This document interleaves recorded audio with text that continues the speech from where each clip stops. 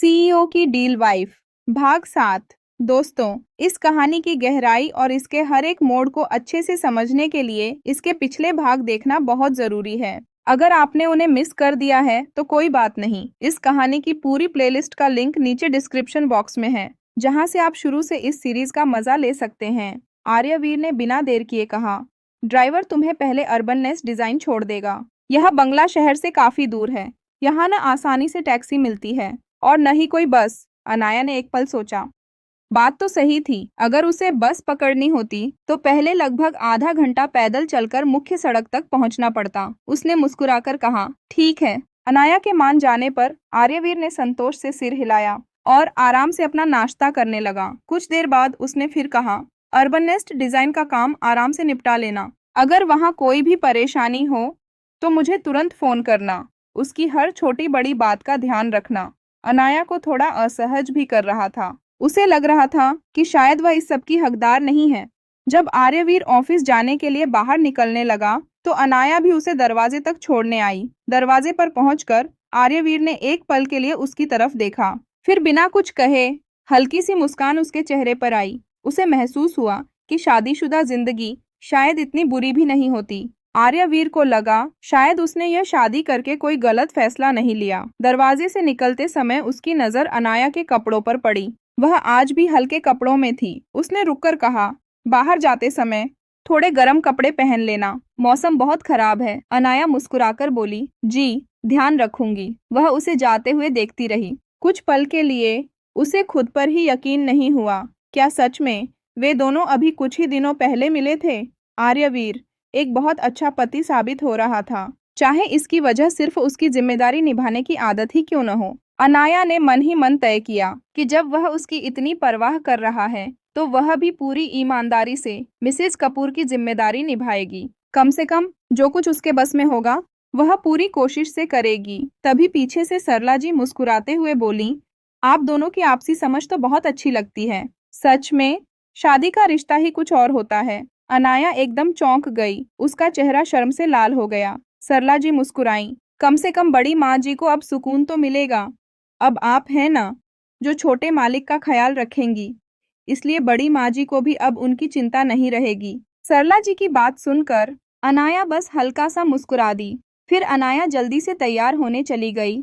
उसे वैसे भी ज्यादा गर्म कपड़े पहनने की आदत नहीं थी। बाहर निकलने से पहले उसने सिर्फ एक लंबा कोट पहन लिया। उसे लगा इतना काफी रहेगा। रास्ते में उसने अपना मोबाइल निकाला। संयोग से उसकी नजर आर्यवीर के नंबर पर पड़ी। जब उसने यह नंबर सेव किया था तब वह काफी देर तक सोचती रही थी कि उसे किस नाम से सेव करे।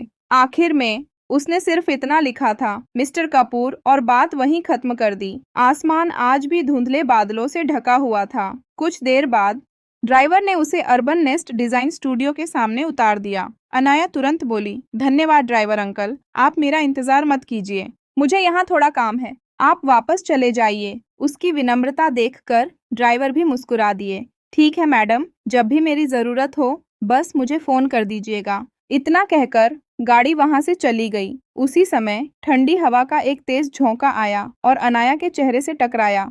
अनाया ने अपना कोट और कसकर लपेट लिया और धीमे धीमे कदमों से वह अर्बन नेस्ट डिजाइन स्टूडियो की ओर बढ़ गई। काफी समय तक वह इस जगह से जुड़ी रही थी, लेकिन आज उसने आखिरकार इसे हमेशा के लिए छोड़ने का फैसला कर लिया था। आज के बाद उसकी जिंदगी एक नए रास्ते पर चलने वाली थी। उसने मन ही मन खुद से वादा किया, अब मैं किसी पर निर्भर नहीं रहूंगी। मैं अपनी मेहनत से अपनी पहचान खुद बनाऊंगी और एक दिन सबको साबित करके दिखाऊंगी कि मैं कभी भी वैसी निकम्मी लड़की नहीं थी जैसा लोग मुझे समझते रहे। अर्बन नेस्ट डिजाइन स्टूडियो आज भी हमेशा की तरह वैसा ही था। एक समय था जब अनाया ने मासूमियत से सोचा था कि यही जगह उसके सपनों को पहचान दिलाएगी, यही वह अपने हुनर से अपना नाम बनाएगी। लेकिन सिर्फ 6 महीनों के अंदर ही उसे सच्चाई का सबसे कड़वा चेहरा देखने को मिल गया। उसकी बनाई हुई हर डिजाइन, हर आइडिया और उसकी हर मेहनत का श्रेय रिया के नाम कर दिया जाता था। यही उसने सीखा था कि इस दुनिया में सिर्फ मेहनत काफी नहीं होती। लोगों की नजरों में राजीव मल्होत्रा की बड़ी बेटी की कोई कीमत नहीं थी। वह तो एक साधारण कर्मचारी से भी कम समझी जाती थी। लेकिन आज के बाद ऐसा नहीं होगा। अब वह न चुपचाप सब सहने वाली थी और न ही किसी के दबाव में जीने वाली थी। तभी ऑफिस के एक सहकर्मी ने उसे अंदर आते देखा। वह धीरे से उसके पास आया और फुसफुसाकर बोला, अनाया, डायरेक्टर सर आज बहुत गुस्से में हैं। अंदर जाओ तो जरा संभल कर बात करना। और रिया मैडम इस समय रिसेप्शन रूम में हैं। वो आदित्य सिंघानिया के साथ नई पार्टनरशिप को लेकर मीटिंग कर रही हैं। यह सुनकर अनाया कुछ पल के लिए ठिठक गई। उसे अचानक सब याद आ गया। राजीव मल्होत्रा उस बिजनेस डील के लिए ही उसकी जिंदगी का फैसला अपने हिसाब से करना चाहता था। लेकिन अब सब कुछ बदल चुका था। वह रिश्ता अब रिया के हिस्से में जा चुका था। अनाया के चेहरे पर कोई भाव नहीं आया। उसने बस हल्की सी मुस्कान के साथ कहा, कोई बात नहीं, वैसे भी आज यहाँ मेरा आखिरी दिन है। उसकी बात सुनकर वह नई असिस्टेंट कुछ समझ नहीं पाई। उसने बस सिर हिलाया और वापस अपने काम में लग गई। अनाया ने अपनी जेब से इस्तीफा पत्र निकाला, उसे एक बार फिर ठीक से मोड़ा, अपनी जरूरी चीजें समेटी और रिसेप्शन रूम की ओर बढ़ गई। अनाया रिसेप्शन रूम के बाहर पहुंची तो रिया की जूनियर असिस्टेंट ने उसका रास्ता रोक लिया। वह अनाया को अच्छी तरह पहचानती थी, लेकिन उसने कभी भी उसे मल्होत्रा परिवार की बेटी होने का सम्मान नहीं दिया। उसने रूखे लहजे में कहा, मैडम इस समय आदित्य सिंघानिया के साथ मीटिंग में हैं, आप अंदर नहीं जा सकती। अनाया ने शांत स्वर में जवाब दिया, ठीक है, बस मैडम से कह दो मुझे उनसे सिर्फ 2 मिनट बात करनी है। असिस्टेंट ने आंखें घुमाई और कॉफी की ट्रे उठाकर अंदर चली गई। अनाया बाहर अपनी सीट पर बैठकर इंतजार करने लगी, लेकिन रिसेप्शन रूम का दरवाजा बंद ही रहा। अंदर क्या बात हो रही थी, किसी को कुछ पता नहीं था। देखते ही देखते पूरी सुबह बीत गई। आखिरकार अनाया का सब्र जवाब दे गया। वह उठी और सीधे रिसेप्शन रूम के दरवाजे की तरफ बढ़ गई। असिस्टेंट फिर उसके सामने आ गई। अनाया, आप अंदर नहीं जा सकती। इस बार अनाया की आवाज पहले जैसी नहीं थी। उसने सख्त लहजे में कहा, हटो। उसे अच्छी तरह पता था रिया जानबूझकर उसे बाहर इंतजार करवा रही थी। वह सिर्फ उसे नीचा दिखाना चाहती थी। जिस दिन से अनाया ने इस कंपनी में कदम रखा था, रिया ने कभी उसे चैन से काम नहीं करने दिया। हर दिन कोई न कोई अपमान उसका इंतजार करता था। लेकिन आज सब कुछ बदल चुका था। अब वह खुद को और अपमानित नहीं होने देगी। और बिना किसी झिझक के उसने असिस्टेंट को हल्का सा एक तरफ हटाकर दरवाजे की ओर कदम बढ़ा दिए। पूरा ऑफिस यह नजारा देखकर हैरान रह गया। सबकी नजरें अनाया पर टिक गईं। क्या यह वही अनाया थी जो कभी किसी से ऊंची आवाज में बात तक नहीं करती थी, जो हर बात चुपचाप सह लेती थी? आज वही लड़की डायरेक्टर की सबसे करीबी असिस्टेंट पर आवाज उठा रही थी। ऑफिस के लोग तो पहले ही मान चुके थे कि अब अनाया की नौकरी गई, लेकिन अनाया को अब किसी बात की परवाह नहीं थी। वह तेज कदमों से आगे बढ़ी और सीधे रिसेप्शन रूम का दरवाजा खोल दिया। दरवाजा खुलते ही अंदर का नजारा देखकर वह एक पल के लिए ठिठक गई। रिया और आदित्य सिंघानिया एक दूसरे के बेहद करीब बैठे हंसते हुए बातें कर रहे थे। रिया के चेहरे पर मुस्कान थी और उसके होंठों की लिपस्टिक का हल्का सा निशान अभी भी आदित्य के कॉलर पर साफ दिखाई दे रहा था। तो यही था रिया का बिजनेस मीटिंग करने का तरीका। यही अंदाज था जिससे वह नई पार्टनरशिप हासिल करती थी। अचानक बीच में रुकावट आने से आदित्य सिंघानिया साफ नाराज हो गया। उसने अपने कपड़े ठीक किए और रिया से बोला, रिया, मुझे अब ऑफिस वापस जाना होगा। शाम को मैं तुम्हें लेने आ जाऊंगा। इतना कहकर वह बाहर निकलने लगा। अनाया के पास से गुजरते हुए उसने एक नजर उसे ऊपर से नीचे तक देखा। उस दिन अनाया रेस्टोरेंट में जब आदित्य और उसकी फैमिली से मिलने आई थी तो बहुत साधारण लग रही थी, लेकिन आज उसके बाल बंधे हुए थे, चेहरे पर हल्का सा मेकअप था और सादे लेकिन खूबसूरत कपड़ों में वह पहले से कहीं ज्यादा आकर्षक लग रही थी। एक पल के लिए आदित्य की नजर उसी पर टिक गई, लेकिन अगले ही पल उसने मन ही मन मुस्कुराकर सोचा, उसे रिया जैसी लड़कियां ही पसंद हैं, जो खूबसूरत हों, स्टाइलिश हों और लोगों को अपने इशारों पर नचा सकें। आदित्य के जाते ही रिया ने अपना गला साफ किया। उसके चेहरे की मुस्कान गायब हो चुकी थी। वह गुस्से से अनाया की तरफ देखते हुए बोली, दीदी, ये ऑफिस है, क्या आपको इतना भी नहीं पता कि मैं आदित्य के साथ जरूरी बिजनेस मीटिंग कर रही थी? इस तरह बिना इजाजत अंदर घुसने की हिम्मत कैसे हुई? रिया ने ताना मारते हुए कहा, इस तरह बिना इजाजत अंदर घुस आना बहुत बदतमीजी है। तुम्हें डर नहीं लगा कि आदित्य तुम्हारा मजाक उड़ाएगा? अनाया के होंठों पर हल्की सी व्यंग्य भरी मुस्कान आ गई। वह शांत स्वर में बोली, सच कहूं तो आपका जरूरी बिजनेस मीटिंग करने का तरीका काफी अलग था। रिया का चेहरा गुस्से से लाल हो गया। तुम मेरी निजी जिंदगी पर टिप्पणी करने का तुम्हें कोई हक नहीं है। लगता है तुम्हारी बदतमीजी दिन ब दिन बढ़ती जा रही है। अब मुझे तुम्हें कंपनी के नियम याद दिलाने पड़ेंगे। अनाया ने बिना घबराए उसकी आंखों में देखा। बहुत अच्छा, वैसे भी मुझे भी डायरेक्टर रिया मल्होत्रा से एक जरूरी बात करनी है। इतना कहकर उसने अपने हाथ में पकड़ा हुआ इस्तीफा पत्र सीधे रिया की तरफ उछाल दिया। रिया एक पल के लिए सन्न रह गई। उसने जल्दी से वह कागज पकड़ा और हैरानी से अनाया की तरफ देखने लगी। उसे पिछली रात की बात याद आ गई, जब पापा गुस्से से घर लौटे थे। वह बार बार यही कह रहे थे कि अनाया को कोई बहुत बड़ा सहारा मिल गया है। यहाँ तक कि सिंघानिया परिवार भी अब उसके सामने कुछ नहीं कर सकता। उसकी सारी योजनाएं नाकाम हो चुकी थीं। और फिर उन्होंने यह भी बताया था कि अनाया ने किसी बड़े आदमी से शादी कर ली है, और वो आदमी और कोई नहीं, आर्यवीर कपूर है। लेकिन रिया को इस बात पर बिल्कुल यकीन नहीं हुआ। उसके लिए यह नामुमकिन था। अनाया जैसी साधारण लड़की भला आर्यवीर कपूर जैसे इंसान की नजर में कैसे आ सकती थी? उसे तो कभी उससे मिलने का मौका भी नहीं मिला था। लेकिन पापा झूठ भी नहीं बोल सकते थे, और इसीलिए पापा ने मुझसे कहा था कि मौका मिलते ही अनाया और उसके पति को घर खाने पर जरूर बुलाए। कपूर परिवार मुंबई का ऐसा नाम था जिससे रिश्ता जोड़ने का सपना हर बड़ा बिजनेस परिवार देखता था। अगर आर्यवीर कपूर के बारे में यह अफवाहें न फैली होती कि उसकी जिंदगी में आने वाली हर लड़की बदकिस्मती का शिकार हो जाती है, तो उसके घर के बाहर रिश्तों की लाइन लगी रहती। अब रिया के सामने आत्मविश्वास से खड़ी अनाया को देखकर उसके मन में पहली बार शक पैदा हुआ। कहीं यह सब सच तो नहीं? कमरे में अब कोई बाहरी व्यक्ति मौजूद नहीं था, इसलिए रिया ने अपने चेहरे पर ओढ़ा हुआ नकली अपनापन भी उतार फेंका। वह तिरस्कार भरी मुस्कान के साथ बोली, दीदी, मैंने कभी नहीं सोचा था कि तुम इतनी बड़ी बेवकूफ़ी कर दोगी। जब पापा ने बताया था कि तुमने आर्यवीर कपूर से शादी कर ली है, मुझे तब बिल्कुल यकीन नहीं हुआ था। लेकिन अब लगता है ये बात सच है। अनाया ने भौहें सिकोड़ लीं। आर्यवीर कपूर से शादी करना आखिर बेवकूफ़ी कैसे हो सकता था? रिया बनावटी चिंता दिखाते हुए बोली, तुम कई दिनों तक गायब रही। मैं तो सच में सोच रही थी कि तुम्हारे पास रहने की भी कोई जगह नहीं होगी। लेकिन अब समझ आया, तुम तो आर्यवीर कपूर से शादी करने की तैयारी में लगी हुई थीं। सच बताऊं, आज तक मुझे समझ नहीं आया कि तुमने ऐसा क्यों किया। सिंघानिया परिवार जैसा अच्छा रिश्ता ठुकराकर तुमने ऐसे आदमी को अपना पति बना लिया, जिसे लोग अब शकुनी मानते हैं। अनाया ने बिना किसी भाव के जवाब दिया, मेरी चिंता करने की जरूरत नहीं है। मैं बिल्कुल ठीक हूँ, और आज से मैं इस कंपनी से इस्तीफा दे रही हूँ। रिया ने उसकी बात अनसुनी कर दी। वह व्यंग्य से हंसते हुए बोली, भोली बनने की कोशिश मत करो। मुंबई में कौन नहीं जानता कि आर्यवीर कपूर के बारे में कैसी बातें कही जाती हैं। लोग कहते हैं उसकी किस्मत इतनी मनहूस है कि जो भी लड़की उससे शादी करती है, उसकी जिंदगी बर्बाद हो जाती है। इसीलिए कोई भी लड़की उससे शादी करने की हिम्मत नहीं करती।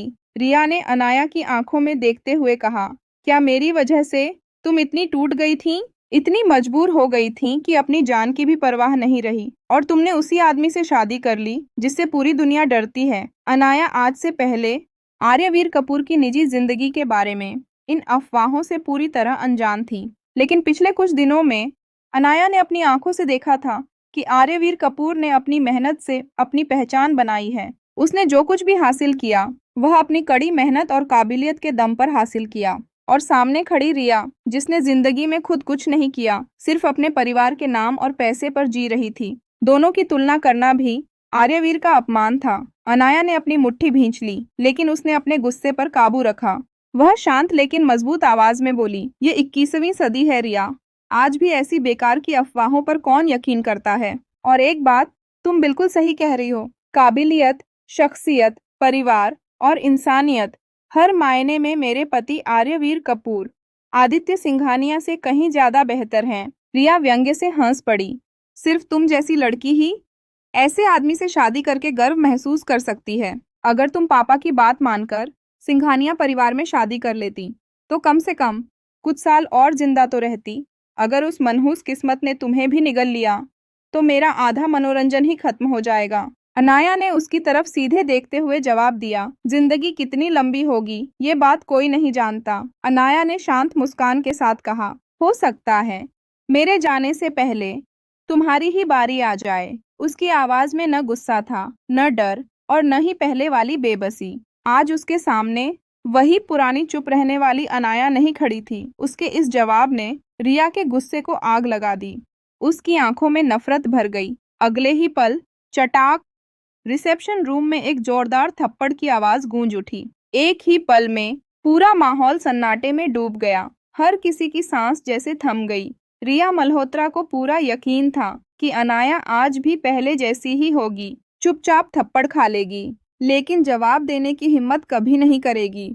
उसे लगा आज भी वह अपनी बड़ी बहन को उसी तरह दबा देगी जैसे हमेशा दबाती आई थी। रिया ने घमंड से कहा, सुन लो अनाया, तुम चाहे किसी से भी शादी कर लो, मेरे सामने तुम्हें हमेशा सिर झुकाकर ही रहना पड़ेगा। ये बात कभी मत भूलना। थप्पड़ मारने के बाद रिया के चेहरे पर जीत की घमंडी मुस्कान फैल गई, लेकिन इस बार उसके सामने वो पुरानी अनाया नहीं थी। अनाया की आंखों में अचानक ठंडा गुस्सा उतर आया।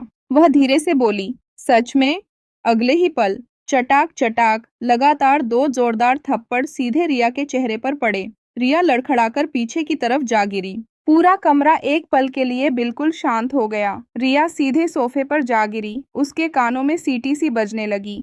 उसे समझ ही नहीं आया कि अभी अभी हुआ क्या है। अनाया ने उसकी तरफ देखते हुए शांत स्वर में कहा, ये दो थप्पड़ तुम्हारे उसी थप्पड़ का जवाब थे।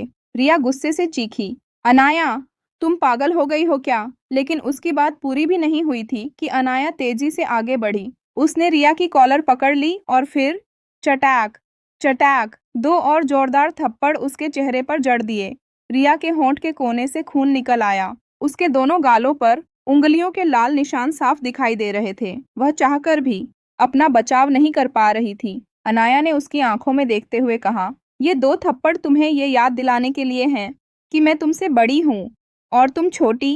रिया गुस्से से कांप उठी। तुम्हारी इतनी हिम्मत! लेकिन फिर चटाक चटाक दो और थप्पड़। अनाया की आवाज अब पहले से भी ज्यादा सख्त थी। ये इसलिए ताकि आगे से मेरे पति और तुम्हारे जीजाजी आर्यवीर कपूर के बारे में एक शब्द भी गलत बोलने की हिम्मत मत करना। उसने रिया को छोड़ते हुए कहा, और ये आखिरी थप्पड़ तुम्हें याद दिलाने के लिए हैं कि तुम्हें सबक सिखाने के लिए मुझे किसी शुभ मुहूर्त का इंतजार नहीं करना पड़ता। अनाया के दिल को आज पहली बार सुकून मिला था। ऐसा लग रहा था जैसे उसने रिया से मिले हर अपमान का हिसाब एक साथ बराबर कर दिया हो। इतने जोर से थप्पड़ मारने की वजह से उसका दायां हाथ भी हल्का सा सुन्न हो गया था। उधर रिया सोफे पर आधी गिरी हुई बैठी थी। वह अभी तक सदमे से बाहर नहीं आ पाई थी। कुछ ही पलों में उसका पूरा चेहरा सूज चुका था। अनाया ने अपने गाल की जलन की भी परवाह नहीं की। उसने पूरी शान से अपनी कमर सीधी की, रिसेप्शन रूम से बाहर निकली, अपना सामान उठाया और बिना पीछे मुड़े ऑफिस से बाहर निकल गई। बाहर मौजूद सभी कर्मचारी अंदर से आती आवाजें सुन चुके थे, लेकिन किसी की भी अंदर जाने की हिम्मत नहीं हुई। सबकी नजरें हैरानी से अनाया पर टिक गईं। क्या सचमुच अनाया ने अपनी ही डायरेक्टर की पिटाई कर दी थी? किसी को अपनी आंखों पर यकीन नहीं हो रहा था। उधर रिसेप्शन रूम के अंदर रिया को जैसे ही होश आया, उसने गुस्से में सामने रखा सामान उठाकर फेंकना शुरू कर दिया। धड़ाम छन्न चीजें टूटने की आवाज पूरे ऑफिस में गूंज उठी। रिया पागलों की तरह चीख रही थी, अनाया, मैं तुम्हें कभी माफ नहीं करूंगी। उधर ऑफिस से बाहर निकलते ही तेज बारिश के साथ चलती ठंडी हवा उसके चेहरे से टकराई। तभी उसे अपने गाल पर पड़े थप्पड़ की जलन महसूस हुई, लेकिन आज उस दर्द से कहीं ज्यादा उसके दिल में सुकून था। आज अनाया का सबसे पहला मन मीरा को यह खुशखबरी सुनाने का हुआ। उसने तुरंत उसे फोन लगाया। फोन उठते ही वह उत्साह से बोली, मीरा, आखिरकार मैं उस कैद खाने से आजाद हो गई। तुम कहाँ हो? आज लंच मेरी तरफ से, और तुम्हें एक बहुत बड़ी खुशखबरी भी सुनानी है। अपने सामान का छोटा सा डिब्बा सीने से लगाए अनाया सड़क पर तेज कदमों से चल रही थी। बारिश अब भी हो रही थी, लेकिन आज उसे न बारिश की परवाह थी और न मौसम की। कुछ देर बाद मीरा ने अपने काम से लंच ब्रेक निकाला और दोनों एक कैफे में मिल गईं। अनाया ने शुरू से लेकर आखिर तक सारी कहानी उसे सुना दी। सब सुनने के बाद मीरा ने मुस्कुराते हुए अंगूठा दिखाया। वाह मेरी शेरनी, आखिरकार तुमने खुद पर जुल्म सहना बंद कर ही दिया। यही वाली अनाया मुझे पसंद है। बस इतना करने में तुम्हें इतनी देर क्यों लगी? अनाया हंस पड़ी। बस अफसोस एक ही बात का है, तुमने रिया का सूजा हुआ चेहरा अपनी आंखों से नहीं देखा। मैंने उसे सचमुच गोलगप्पा बना दिया था। मीरा जोर से हंस पड़ी। देखने की जरूरत ही नहीं है, मैं तो बिना देखे ही पूरा सीन सोच सकती हूँ। दोस्त की खुशी देखकर मीरा के चेहरे पर भी सुकून था, लेकिन अगले ही पल उसने थोड़ा गंभीर होकर पूछा, एक बात बताओ, आर्यवीर तुम्हारा अच्छे से ख्याल रख रहे हैं ना? आर्यवीर का नाम सुनते ही अनाया के चेहरे पर हल्की सी मुस्कान आ गई। उसने भरोसे से कहा, हाँ, आज दोपहर हम अस्पताल जा रहे हैं। माँ के इलाज का पूरा हिसाब भी आज ही हो जाएगा। उन्होंने जो वादा किया था वो निभा रहे हैं। अनाया ने मुस्कुराते हुए कहा, सच कहूँ तो आर्यवीर मेरे सोचने से भी ज्यादा अच्छे इंसान निकले। शायद वो सिर्फ अपनी जिम्मेदारी निभा रहे हैं, लेकिन फिलहाल हम दोनों के बीच सब कुछ ठीक चल रहा है। मीरा ने राहत की सांस ली। ये सुनकर अच्छा लगा। मैं सच में तुम्हारी बहुत चिंता करती हूँ। कुछ पल रुककर वह धीरे से बोली, एक बात पूछूं? लोग चाहे जो भी कहें, लेकिन मैंने कभी आर्यवीर कपूर के आसपास किसी दूसरी लड़की का नाम नहीं सुना। अनाया, क्या तुमने कभी सोचा है कि शायद वक्त के साथ मीरा अपनी बात पूरी भी नहीं कर पाई थी, कि अनाया ने उसे बीच में ही रोक दिया? मीरा, उसकी आवाज में हल्की सी गंभीरता थी। वह कुछ पल चुप रही, फिर धीरे से बोली, मेरी माँ ने भी कभी किसी से बहुत प्यार किया था, और उसका अंजाम तुम जानती ही हो। कुछ रिश्ते, कम से कम अभी, मैं छूना भी नहीं चाहती। मीरा ने गहरी सांस ली। ठीक है, अनाया ने हल्की मुस्कान के साथ कहा, मेरी जिंदगी अभी ठीक चल रही है। प्यार मेरे लिए बहुत बड़ी और डरावनी चीज है, और जब सामने वाला इंसान आर्यवीर कपूर जैसा हो, तो उससे उम्मीदें बांधना और भी खतरनाक हो जाता है। मैंने सुना है वो कभी अपनी बचपन की दोस्त से बहुत प्यार करते थे। बस मेरे लिए इतना जानना ही काफी है। मैं उससे ज्यादा कुछ सोच ही नहीं रही। मीरा के चेहरे पर हल्की सी मायूसी आ गई। उसे लगता था उसकी अनाया दुनिया की सारी खुशियों की हकदार है, लेकिन दिल पर किसी का जोर नहीं चलता। शायद वक्त ही आगे का फैसला करेगा। कुछ देर बाद दोनों ने एक दूसरे को अलविदा कहा। मीरा वापस अपने काम पर लौट गई, और अनाया ने उससे वादा किया कि अब वह अपना पूरा ख्याल रखेगी। मीरा से विदा लेने के बाद अनाया ने टाइम देखा। अब उसे Kapoor infra group mister Kapoor के ऑफिस पहुंचना था। रास्ते में उसने शीशे में अपना चेहरा देखा।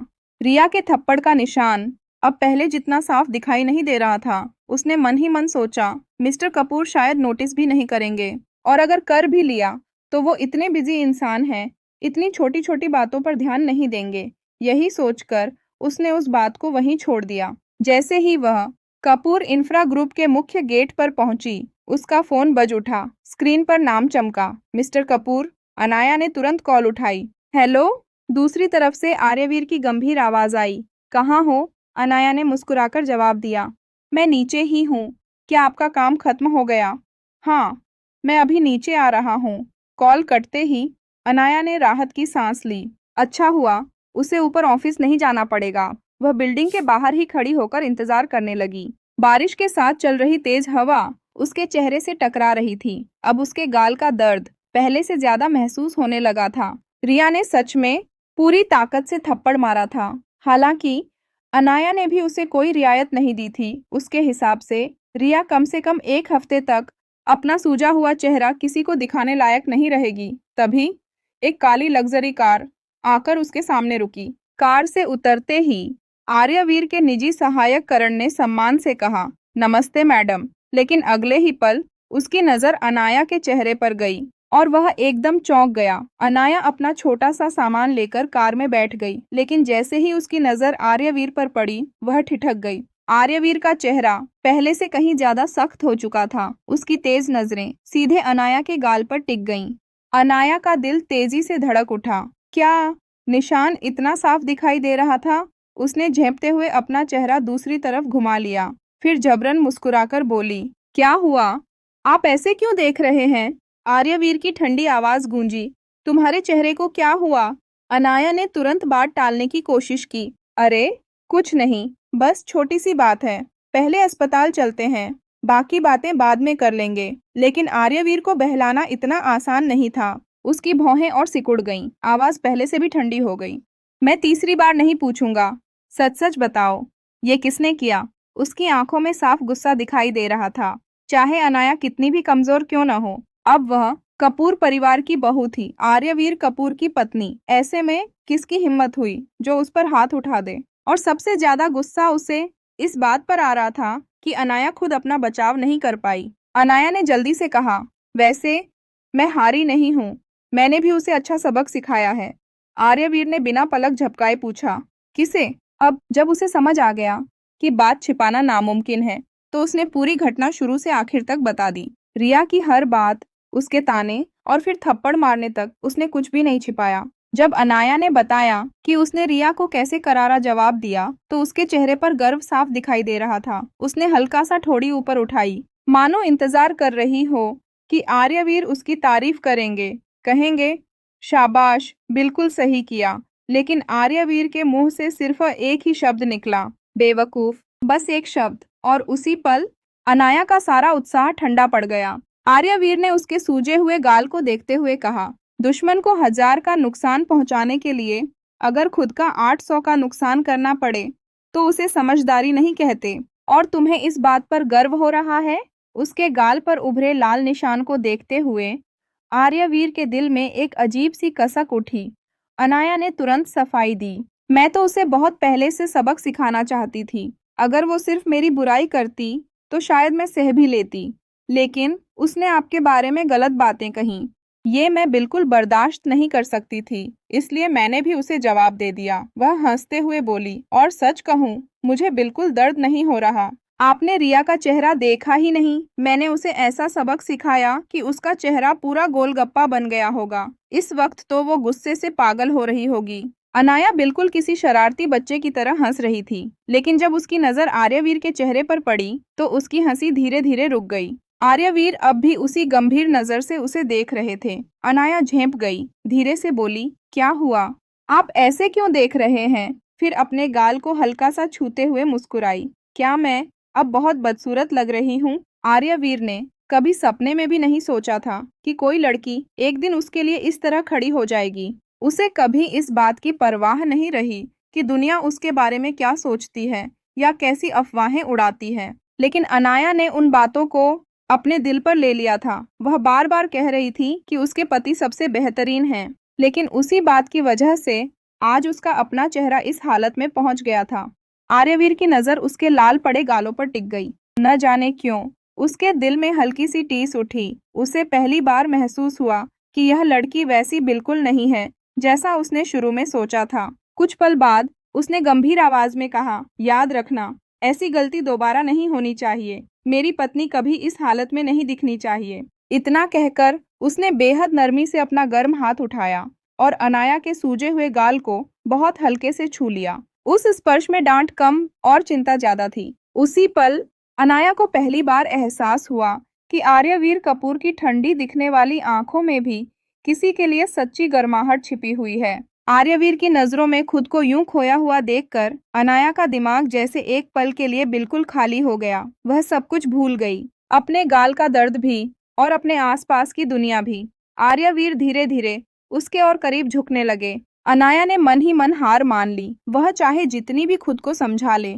इस चेहरे का सामना करने की ताकत उसमें बिल्कुल नहीं थी। जैसे जैसे आर्यवीर का चेहरा उसके करीब आता गया, वैसे वैसे उसके दिल की धड़कनें तेज होती चली गईं। उसे लगा मानो उसका दिल सीधे गले तक आ पहुंचा हो। दोनों के बीच अब बस कुछ ही इंच का फासला बचा था। तभी ची, कार ने अचानक जोर से ब्रेक लगा दिया। झटके के साथ दोनों एकदम होश में आ गए। अनाया ने तुरंत शर्म से अपना चेहरा दूसरी तरफ घुमा लिया और आर्यवीर ने भी धीरे से अपना हाथ पीछे खींच लिया। सामने ड्राइविंग सीट पर बैठे करण ने रियर व्यू मिरर में आर्यवीर की ठंडी नजर देखी तो उसके पूरे शरीर में सिहरन दौड़ गई। उसकी भी क्या गलती थी? सामने रेड सिग्नल था। वह चाहकर भी उसे तोड़कर आगे नहीं जा सकता था। लेकिन इस समय उसे सच में ऐसा लग रहा था कि अगर नजरों से किसी को मारा जा सकता है तो आर्यवीर कपूर उसे यहीं खत्म कर देते। कार के अंदर कुछ पल गहरी खामोशी छाई रही। फिर आर्यवीर ने शांत लेकिन गंभीर आवाज में पूछा,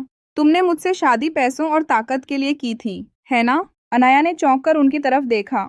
आर्यवीर आगे बोले, फिर सिर्फ मेरे बारे में किसी ने एक बात क्या कह दी, तुम उससे लड़ने तक पहुंच गई?